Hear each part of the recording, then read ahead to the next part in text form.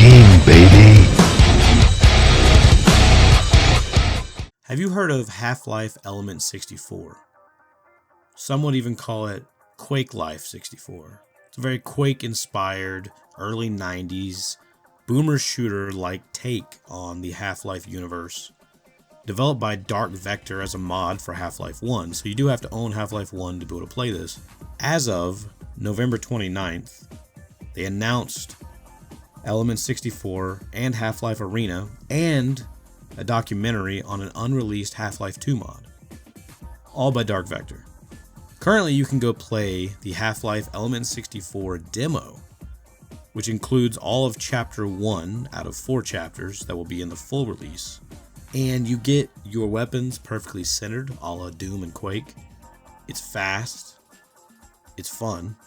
Slightly strategic. There's a little bit of scarcity on the ammo. You have your pistol, SMG, shotgun.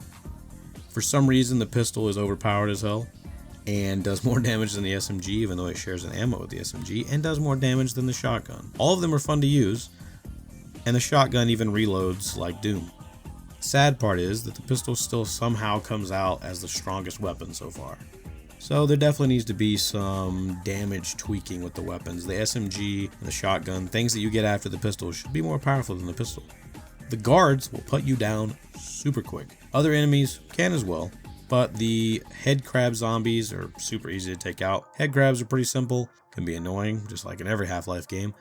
And all the other enemies provide an adequate challenge. The levels are designed well. Everything feels very maze-like. There's a little bit of platforming. You got your tight corridors, a little bit of open arena-like areas. You have some light backtracking, key cards, all the classic stuff. You go from beginning to level to the end of the level, hit the exit, go to the next level, and you keep going and going and going until you reach the end.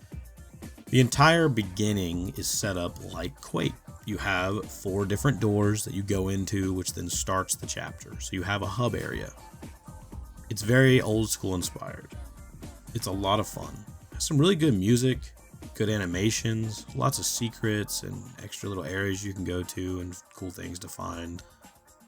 It really reminds me of the simplicity of video games before Half-Life, ironically through the lens of Half-Life.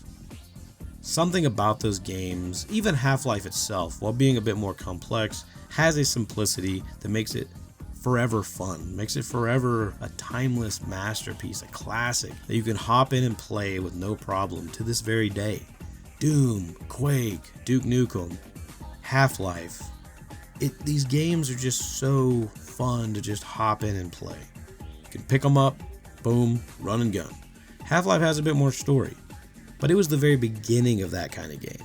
Games like Halo Combat Evolved and many more games would further progress what Half-Life did, with Half-Life 2 and Doom 3 and Butcher Bay and all these things, with more cutscenes, more intricate storytelling and set pieces and whatnot. But Half-Life was still kind of stuck in the middle. It was really pushing the boundaries of what could be done, but it still sat in this little middle ground that offered up a level of simplicity that still made it addictively fun. These old school games are addictive because they're simple. You may look back at them now as someone who maybe didn't play or grow up with these games and think that the simplicity makes them boring, makes them have very little to do or replay, but no, the simplicity, the short levels, the hidden secrets and little things to find, the straightforward path, or even sometimes the maze-like design of these levels, that simplicity is what makes them so easy to come back to, what makes them so much fun to play. It's what makes them memorable and enjoyable. There's just something about something that's polished and designed with a very precise goal that they accomplish to a T. With this mod, Dark Vector took Half-Life 1 and simplified it further. They didn't dumb it down. It's still a lot of fun. It's still gripping. It still has good music and just an atmosphere and world building that persists in anything that is Half-Life related. But it doesn't have the cutscenes and set pieces or even direct storytelling. There's very little voice acting or anything going on. It's still a very interesting experience to go through and see what's going on and see maybe how this is pieced together in Half-Life. Like, where does it fit into the lore? Where does it fit into Gordon's experience? I'm very curious to find out.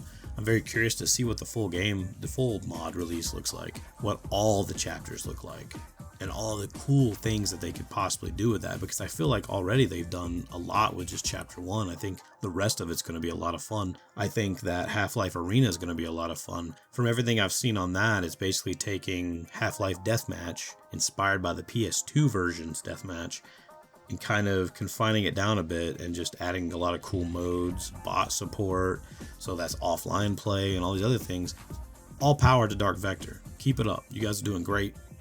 I appreciate it, and I'm gonna hop back in to Element 64 because I'm addicted. It's too much fun. Get those weapons worked on, iron those out, figure out that damage, and it's perfect. I hope you guys enjoyed the video. I hope you go check out Element 64's demo. Please, please, please go play it. Stream it. Make reviews on it. Get people's eyes on it. It's Half-Life. Go play it. It's Quake-like. It's Doom-like. Go play it. As always, I want to thank Midnight Medium, Melancholy Geek, and Osh for the continued support on the channel and on Patreon.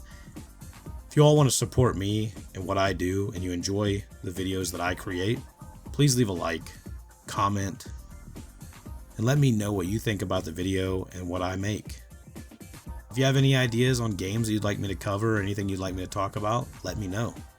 And please subscribe and hit that notification icon so you can know when I release new videos. I try to make posts and update my Patreon when I can. And if you want to support me even further, go give me $1 on Patreon and contribute to what I create here and the equipment and other things that go into making these videos. I appreciate you. I hope you appreciate me. And as always, the Forge is calling and I must answer. So I'll see you all when the next video has been forged. Thank you.